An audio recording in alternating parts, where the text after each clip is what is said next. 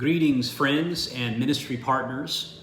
Today I would like to give you a brief update regarding how Gospelink and our partners around the globe are faring at this time. First and foremost, we'd like to thank God and acknowledge the great and sacrificial commitment of all of our donors. During these times of uncertainty and upheaval, we've been so encouraged by your continued support of your church planting partners. Your commitment to the advancement of the gospel has never wavered. And I want to speak on behalf of our entire global network of church planters when I say from the bottom of our hearts, thank you so much for your continued faithfulness. And we are very grateful. As you are aware, this crisis is one of devastating proportion for so many around the globe. Our ministry has always sought to bring resources to those who are in the greatest need. And today, that need is more great than ever. We have heard from many of our leaders around the world, and we're touched by their faithful resilience.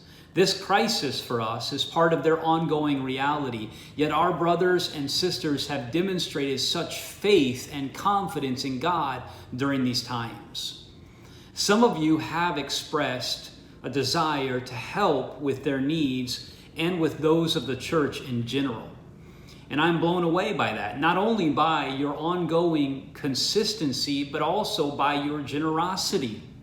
This past Sunday, our small house fellowship was reading from Acts chapter 2, 42 to 47.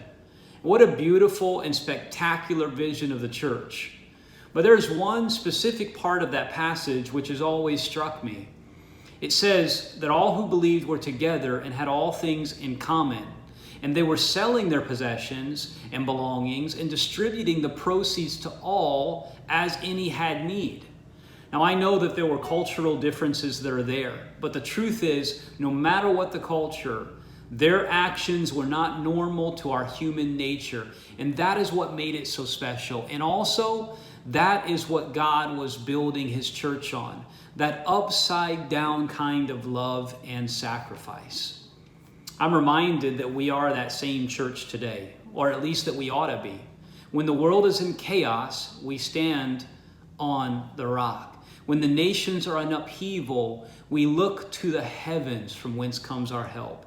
Where there is darkness, we shine light, and where there is pain, we enter in. I want to encourage us and challenge us with that reality today. So if you are in agreement with us and if you are able to help during this time, I want to invite you to join us in a few weeks of email updates. Each week we would like to share with you a specific update from one of our global partners as well as a specific need that they've shared with us. Let me be clear. We are not asking on behalf of ourselves. Rather, we recognize that our abundance, though tested, is of great value to their necessity. We are compelled to go above and beyond, to be stretched for the sake of the gospel. This type of love and action is exactly how we can respond during this moment of crisis.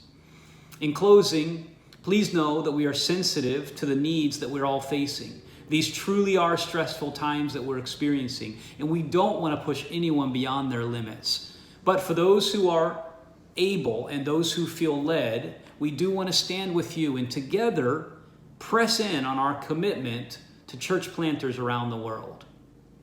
Thank you for your continued partnership with Gospelink and with church planters. And thank you for your consideration of this call to action.